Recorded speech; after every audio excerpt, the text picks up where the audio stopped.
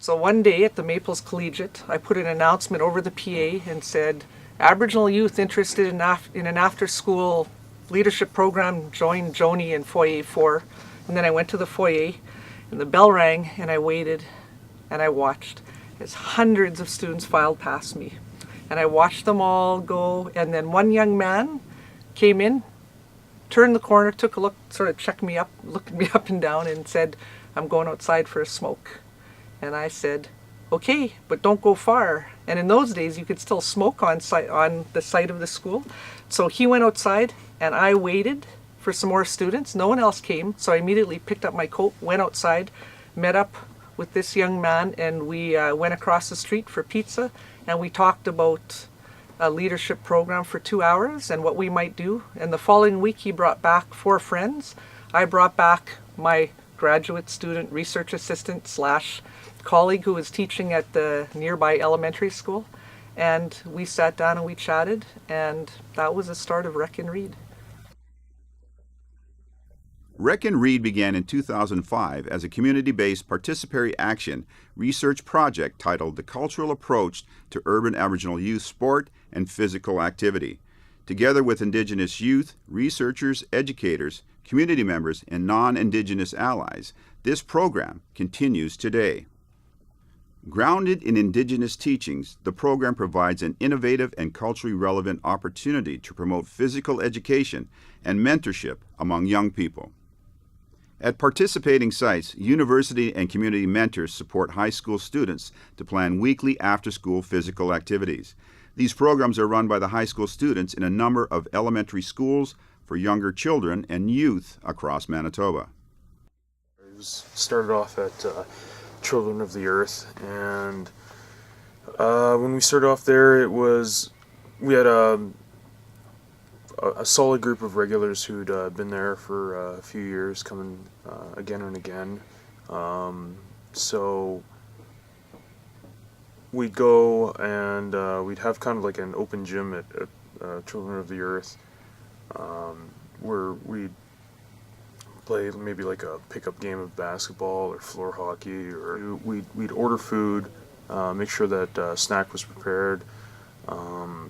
We'd share the responsibilities with the high school mentors, just to kind of establish our set of expectations. It feels like I had to take a step back and just kind of watch from like the sidelines, but at the same time making sure that they have what they need to be the mentors and to be able to run the program. Like, they need to know that I was there, but I couldn't overpower what they were doing.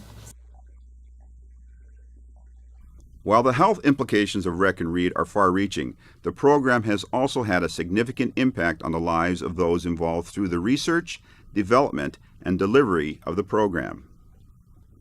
Rec and Read has provided community-based youth researchers a space for personal and professional growth within their own lives, their families, as well as their communities.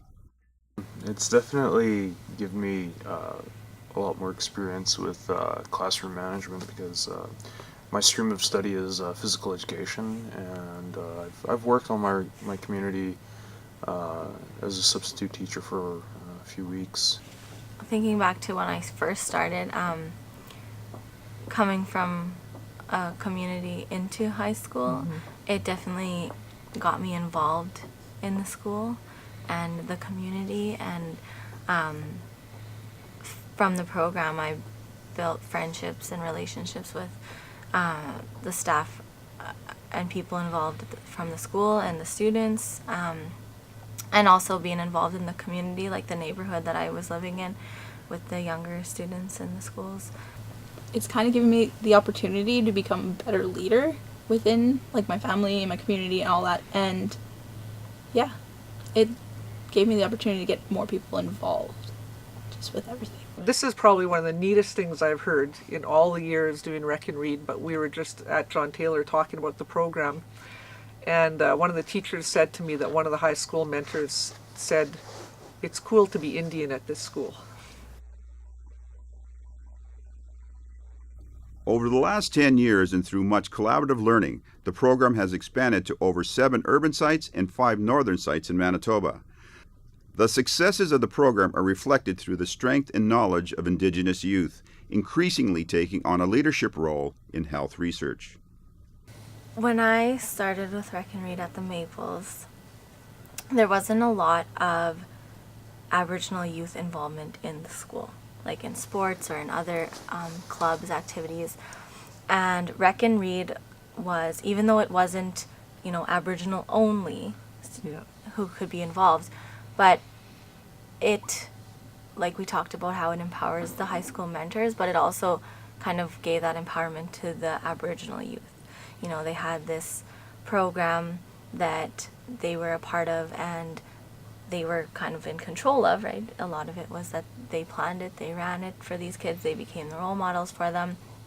And I think it definitely, that's a benefit of it, was that it gave them a place in their school, a program or a thing to call their own. When we started Rec and Read, it was about getting people actively engaged, giving people safe, active spaces in their community. But when I think about the residual effects of Rec and Read, building relationships, building self-confidence, those are the impacts of people having friendships to go out walking around in their community. Yeah. Those are having healthy social relationships. When I think about the future, that's where I think we need to start looking at how do we create healthier individuals and healthier communities. Well, I'm just smiling. It's just so nice to take the time to reflect on, listen to your personal reflections, but also to think of how the program has grown over the years. And I was just thinking how we had that one young man decide to respond to an invitation to participate in a research project. And 10 years later, we've had thousands of young people being very physically active and involved and engaged, developing their leadership skills, which is really nice.